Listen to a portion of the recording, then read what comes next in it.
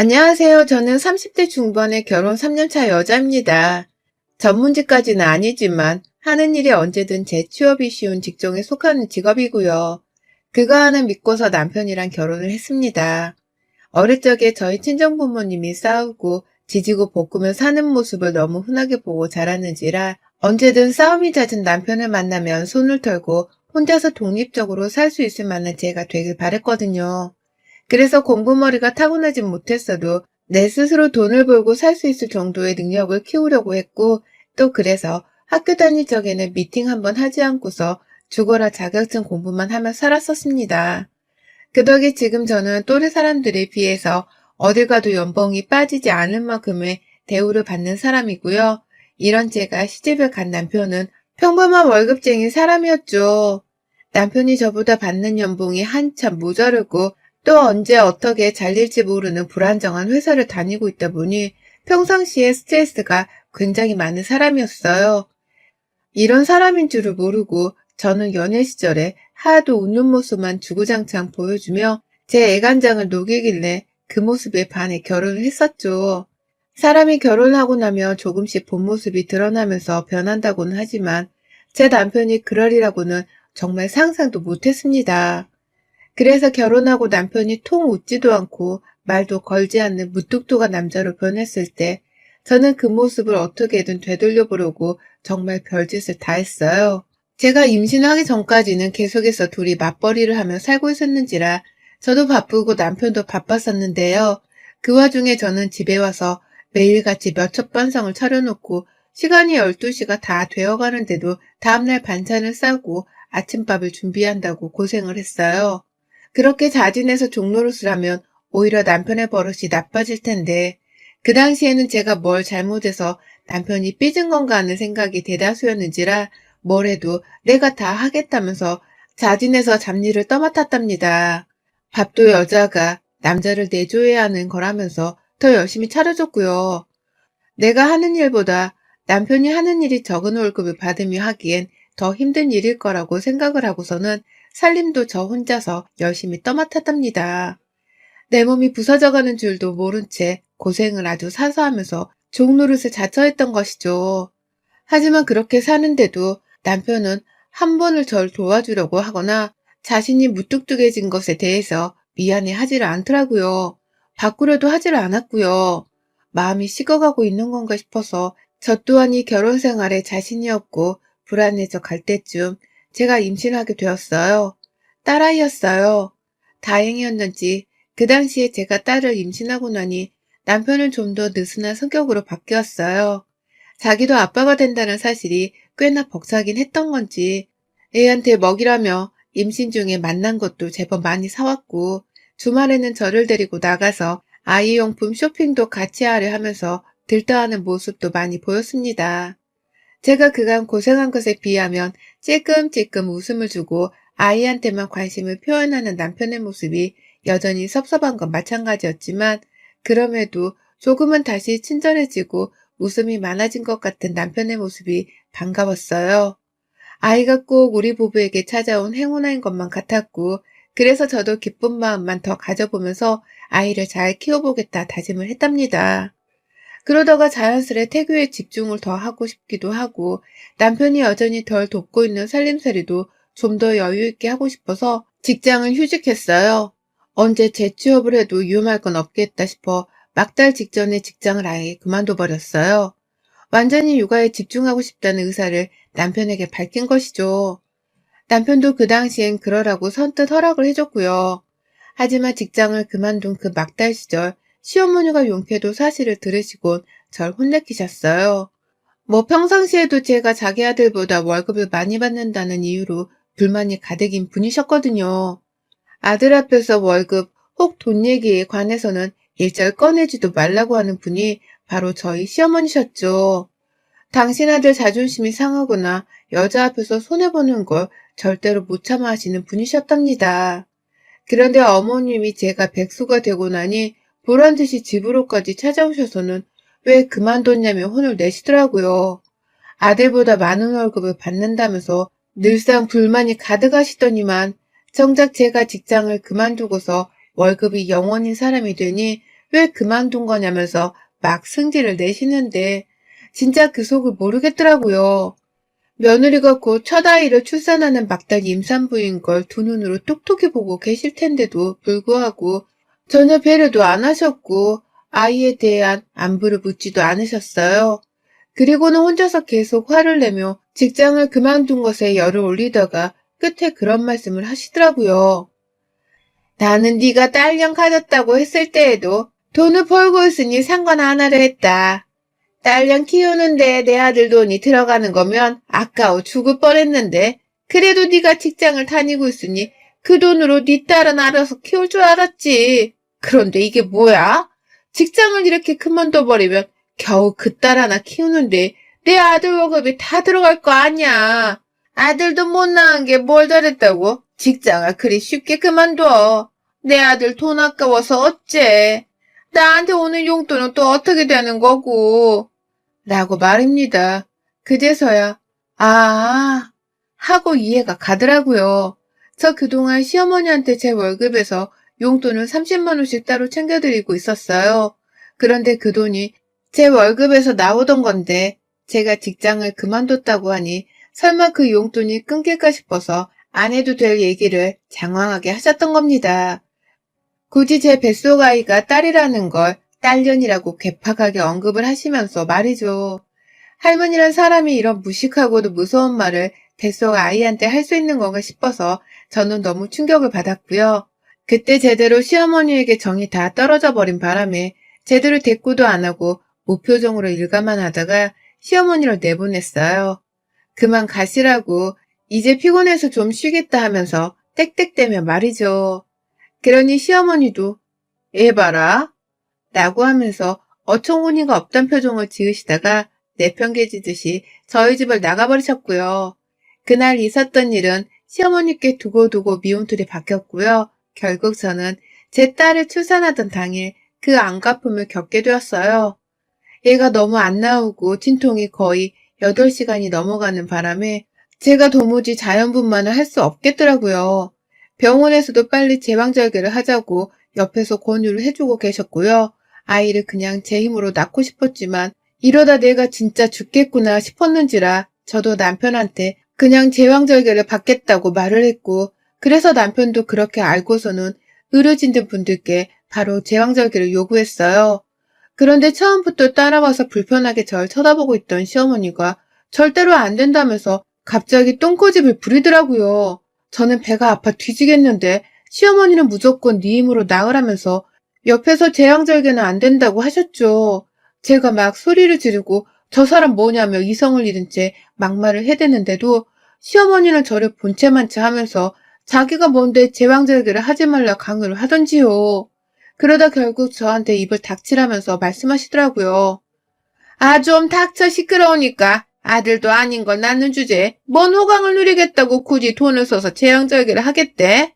네가 돈 벌어오냐? 참말 말고 힘 딱 주고 얘나 낳아. 누구 네 애를 안 낳아본 줄 알아? 어디서 호들갑이야.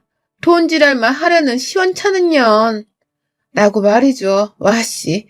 그 바람에 저 진짜 그날 생전 안 써본 욕까지 써가며 시어머니한테 쌍욕을 날렸어요. 해준 것도 없는 양반이 하다하다 이젠 사람 하나 죽이려 들겠구나 싶어서 제 눈이 뒤집어버린 겁니다. 돈지라 하려 하는 시원찮은 년이란 소리에 말이죠. 그렇게 병실에서 신부한테 쌍욕을 퍼붓다가 뒤늦게 달려온 저희 친정 부모님이 상황 파악을 하고서는 거의 시어머니 머리채를 뜯어잡아 당길 기세로 소리치며 맞짱을 뜨셨고요. 그리고 나서야 저는 겨우 제왕절개를 할 수 있었답니다. 시어머니가 저희 엄마 앞에서 꼬리를 내리셨거든요. 이래봬도 저희 엄마가 아빠랑 싸움에 평생을 사시느라 말싸움엔 아주 단련이 되신 분이셨거든요. 그리고 그날 후 저는 정말 시어머니를 대면대면해 하면서 살았어요.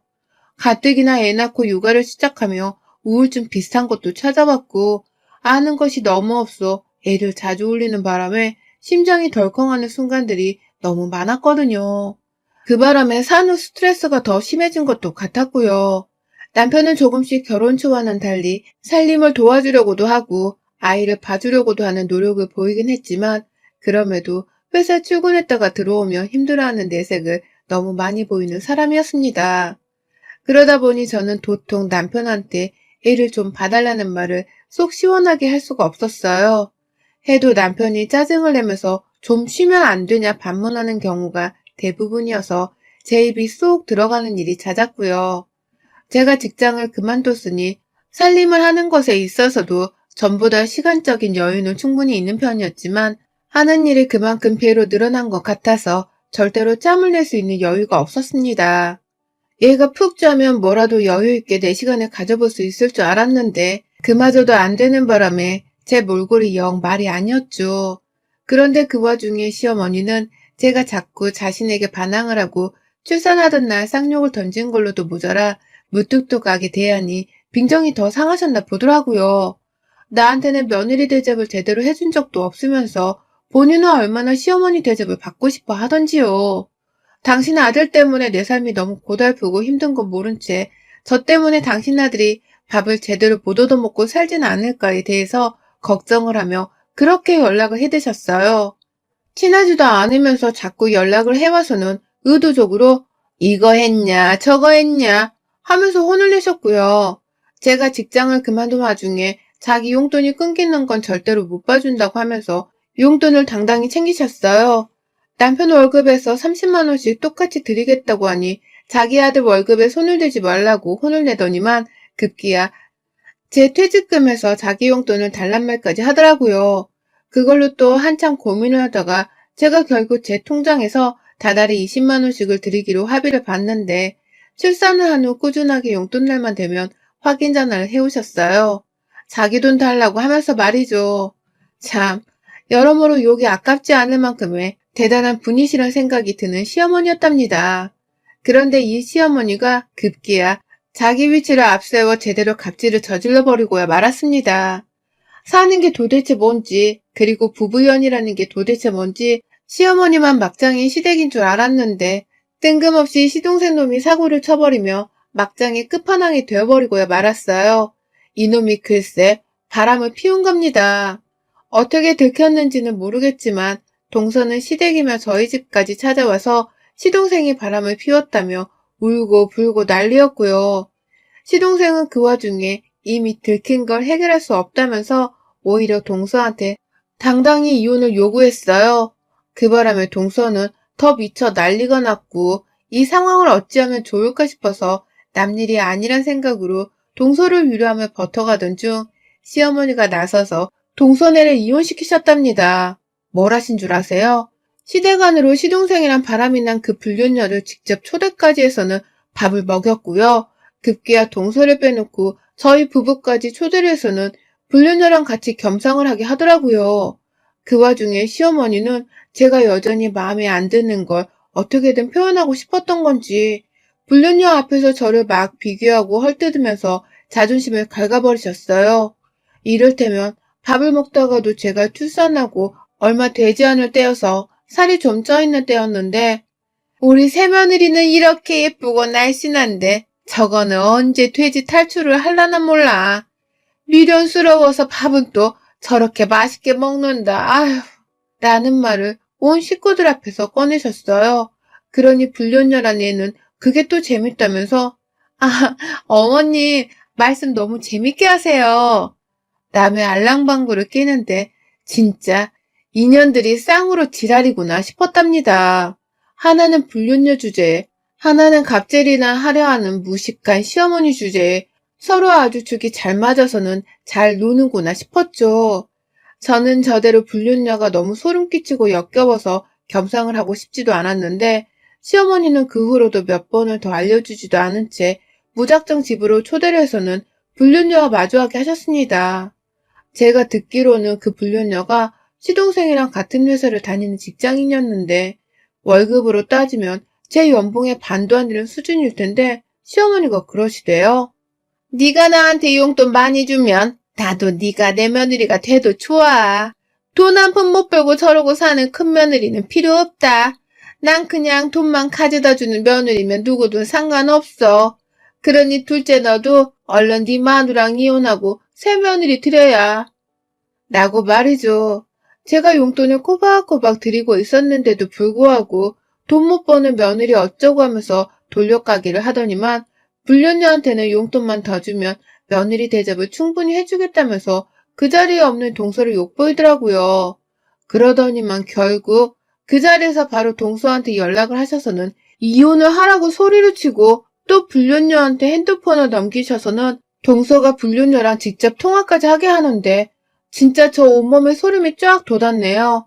그 자리에서 바로 불륜녀에게서 핸드폰을 뺏어들었고 동서한테는 제가 직접 말했어요. 동서, 이런 집구석에 미련 갖지 말고 그냥 이혼해. 네가 뭐가 아까워서 마누라 두고 바람난 저런 놈 옆에 계속 있으려고 하는 거야? 시어머니는 또 어떻고? 이혼하면서 네 남편이랑 이 불륜녀한테 위자료 당당하게 받고 얼른 이 더러운 집구석에서 나가. 넌 이런 집구석에 있을 만한 애가 아니야. 라고 말이죠. 동서는 불륜녀한테 소리를 질렀는지 목이 완전히 쉬어서는 형님 라면서 겨우 절 부르더라고요. 아휴, 그 목소리가 얼마나 눈물겹던지요. 그런데 문제는 그 다음이었어요. 시어머니가 저 미친 것들이 쌍으로 아휴 며느리들이 하나같이 저 모양이다. 그러니 내가 널 빨리 새며느리로 드리고 싶어 하는 거야. 라면서 흥분해서 저한테 삿대질 하는데 옆에서 남편이 제 편을 안 들더라고요. 그리고 동서 편도 안 들더라고요. 그냥 자기 엄마랑 동생이 뭐 어떠냐면서 승질을 한번 부리더니만 절 비웃으며 자기 엄마랑 남동생을 쳐다보며 깔깔거리는 겁니다. 그리고는 당당히 그 불륜녀한테는 재수씨 잘 부탁드려요 라고 말을 하는데 수화기 너머의 동서가 그 목소리를 들어버렸어요. 동서는 그 소리를 듣자마자 아주버님이 어떻게 저래요? 라고 하면서 서럽다고 펑펑 울고 저는 저대로 남편이 똑같이 쓰레기 같은 인간으로 보이는 바람에 소름이 쫙 끼쳤어요. 저런 놈이 내 남편이라니, 저런 놈이 내 딸의 아버지라니, 불륜이나 감싸주는 저런 놈이 내 남편이라니. 지가 불륜을 피워도 저렇게 당당하겠다는 예감이 퍽 들더라고요. 설마 지금 자기도 바람을 피우고 있어서 불륜을 한 동생을 감싸주는 건가 싶기도 했고요. 너무 기가 막히고 소름이 돋아 그 자리에 더는 있을 수가 없었어요. 바로 동서와의 전화를 끊고서는 애를 안고 그 집을 나섰고 집으로 가자마자 짐을 쌌고 친정으로 가겠다고 집을 나서려는데 남편이 저를 따라 집에 들어왔어요. 그러더니 남편이 말하더라고요. 집 나가게? 너 지금 나가면 나랑은 끝이다. 애는 두고 가. 라고 말이죠. 참나. 이것들이 단체로 사람인가 싶었습니다. 아주 애미의 동생의 그 불륜녀에 집안의 단체로 정신이 나가버린 연놈들 뿐이었습니다. 아이를 두고 가는 건 있을 수 없는 일이라고 네 입에서 어떻게 먼저 끝이라는 소리가 나오냐면서 저도 그 자리에서 바로 이혼을 요구했어요. 더 이상 불륜녀나 받아주는 시댁이랑 얽히기도 싫고 그런 집안을 잔인하게 지지한 당신이랑도 한 입을 덮고는 못 산다면서 제가 먼저 확실히 이혼을 하자 했습니다. 그러니 남편은 그래 하자. 못할 것도 없지. 라고 하대요. 그렇게 저는 바람난 남편 때문에 울며 겨자먹기로 이혼한 동서를 따라서 얼마 지나지 않아 똑같이 이혼을 했어요. 그 후로 동서는 도련님이랑 불륜녀한테 위자료 소송까지 잘 걸었는데 나중에 알게 된 사실로는 동서가 시어머니께도 위자료 소송을 걸었더라고요. 아들의 외도행위를 적극 도와주고 이혼을 하라 종용까지 한 그 죄를 들먹이면서 말이죠. 그 바람에 시어머니는 남편이랑 이혼하겠다고 똑같이 변호사를 찾고 양육권 소송을 준비하던 저한테 연락을 해왔어요.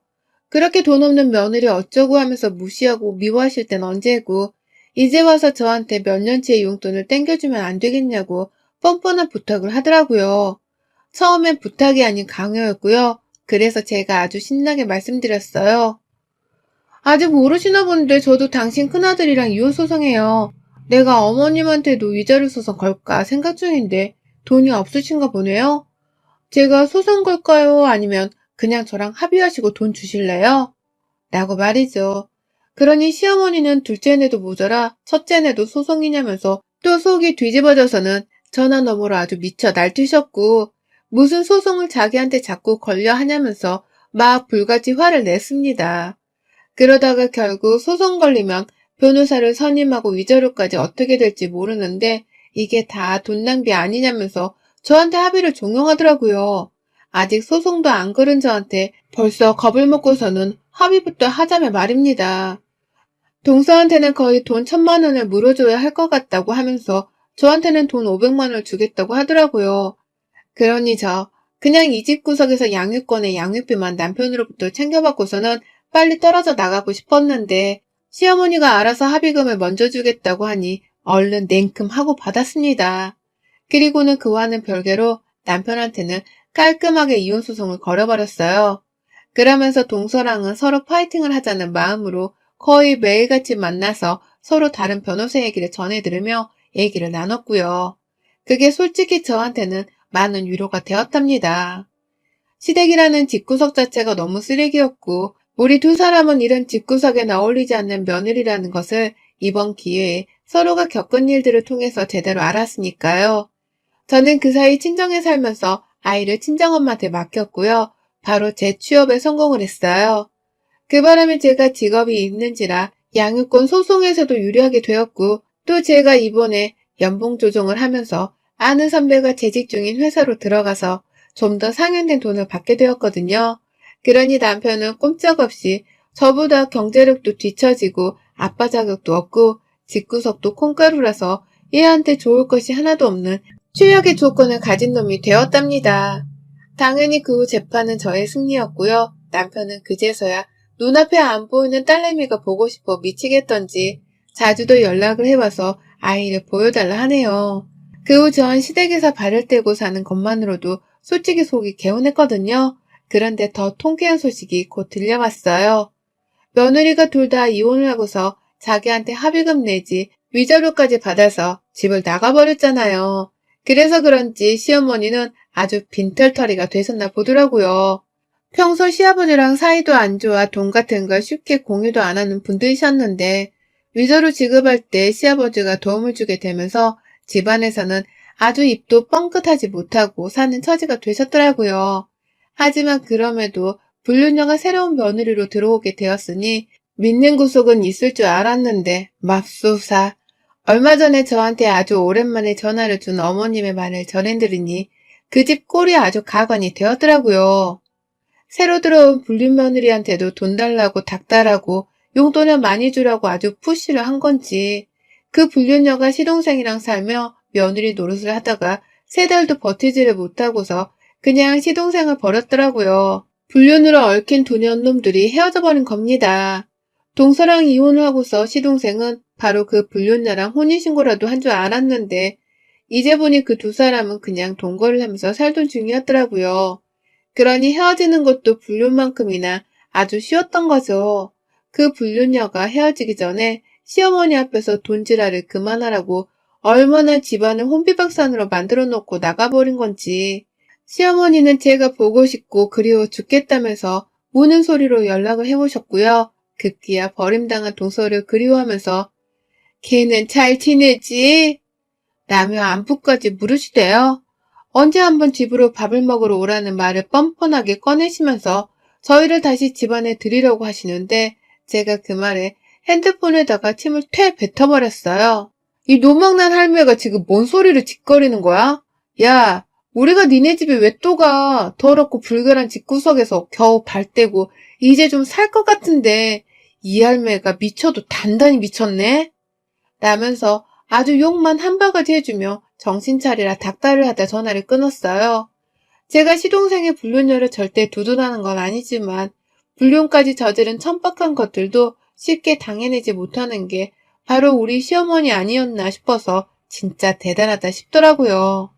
얼마나 막장이 시어머니면 집안에 들어온 여자들이 이렇게 우수수 떨어져 나가나 싶었습니다. 결국 우리 어머님은 지금 완전 낙동강 오리알, 아니 자갈신세가 되셨어요.